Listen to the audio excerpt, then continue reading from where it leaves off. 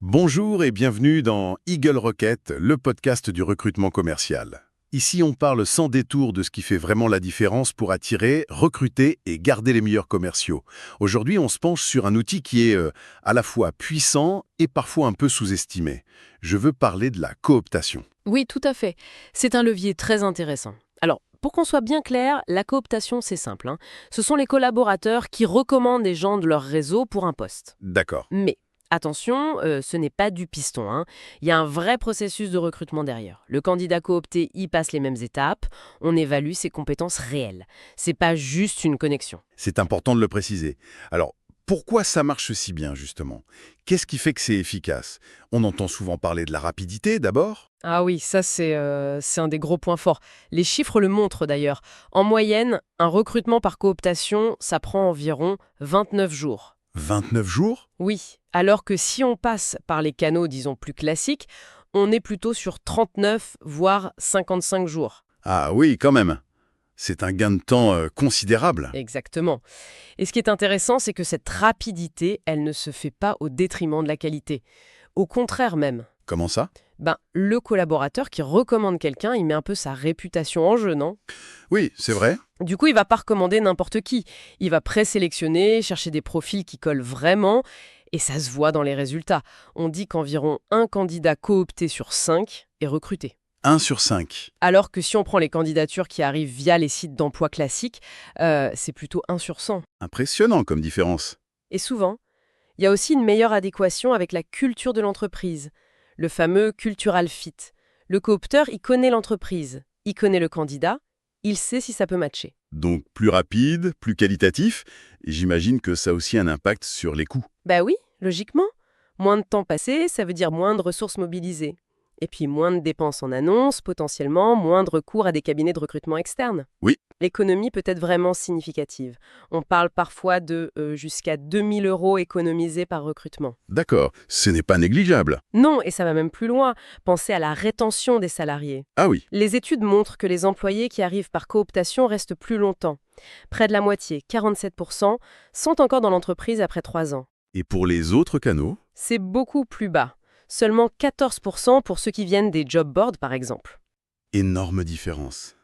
Et pourquoi ils restent plus longtemps, selon vous? Probablement parce que l'intégration est plus facile, ils ont déjà un contact, une sorte de parrain ou marraine en interne, leur coopteur, ça aide à s'acclimater, à comprendre les codes, et donc, logiquement, ça réduit le turnover.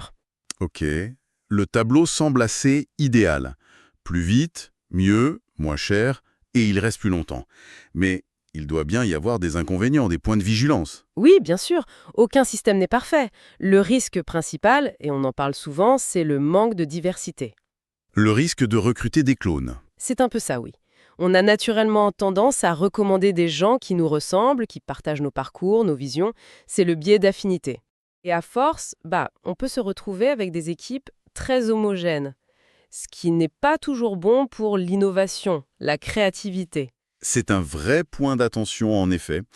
Et à part ce risque d'uniformité, Il y a aussi la perception que ça peut générer.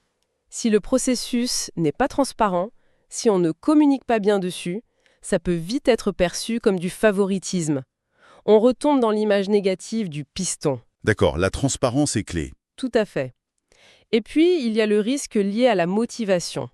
Si la prime de cooptation est trop élevée ou mal pensée, si c'est la seule motivation, on risque de recevoir des recommandations pas toujours très pertinentes, juste pour toucher la prime. Mais est-ce que c'est vraiment la motivation principale, l'argent?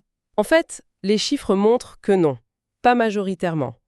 Une étude indiquait que seuls 6% des coopteurs le font d'abord pour la prime. Ah oui? Et les autres? Environ 35% disent qu'ils le font avant tout pour aider quelqu'un de leur réseau, un ami, une connaissance. L'aspect altruiste est important. Intéressant. Donc, si on veut mettre en place un programme de cooptation qui fonctionne bien, qui maximise les avantages et minimise les risques, comment on s'y prend concrètement? Alors, la première chose, c'est d'avoir un programme qui soit vraiment structuré, pas juste un truc informel. Et surtout, il faut le communiquer. C'est fou, mais parfois les employés ne savent même pas que ça existe dans leur boîte. Oui, j'ai vu une stat là-dessus, comme quoi seul un employé sur 10 connaissait bien le programme. Exactement. Donc, communication claire, simple, Il faut que le processus pour recommander soit hyper facile. Pas de formulaire à rallonge, des outils digitaux si possible. Simple et connu de tous. Et pour motiver les collaborateurs à participer, au-delà de l'aide au réseau, la prime donc. La prime, ça reste un levier, oui, c'est un levier efficace. Le montant moyen en France tourne autour de 774 €, mais ça peut vraiment varier. Ça dépend du poste, j'imagine. Oui, de la difficulté à recruter le profil, de la rareté des compétences. Mais il n'y a pas que l'argent. On peut penser à des avantages en nature, à de la reconnaissance publique au sein de l'entreprise, des jours de congés supplémentaires, pourquoi pas. Il faut être créatif. Voilà. Mais le plus important vraiment, c'est la réactivité de l'équipe RH ou recrutement. Il faut traiter les candidatures recommandées rapidement et surtout faire systématiquement un retour au collaborateur qui a coopté. Même si c'est négatif. Oui, absolument. Lui expliquer pourquoi ça n'a pas fonctionné, c'est crucial pour qu'il ait envie de recommander à nouveau plus tard. Le silence, c'est le pire. Je vois. Donc, structure, simplicité, communication, récompense adaptée et un suivi impeccable. C'est ça. Et bien sûr, mesurer les résultats. Combien de cooptations, le taux de transformation en embauche, la qualité des recrues, leur rétention, pour ajuster le programme si besoin. Très clair. Une dernière pensée peut-être. Est-ce qu'on ne pourrait pas justement utiliser la cooptation de façon plus stratégique pour améliorer la diversité plutôt que la réduire? C'est une excellente question. Oui, c'est une piste très intéressante. On pourrait imaginer encourager activement les collaborateurs à chercher dans leur réseau des profils justement différents, sous-représentés dans l'entreprise. Utiliser la force du réseau pour s'ouvrir plutôt que se refermer. Exactement. Ça demande une approche volontariste, mais c'est une façon de retourner le risque potentiel en opportunité. Une cooptation plus consciente, en quelque sorte. Passionnant. Voilà, c'était Eagle Rocket, le podcast du recrutement commercial. Si vous voulez aller plus loin et recruter vos prochains talents commerciaux, rendez-vous sur eaglerocket.fr et surtout, pensez à vous abonner, partager cet épisode et on se retrouve très vite pour un nouveau décryptage du recrutement commercial.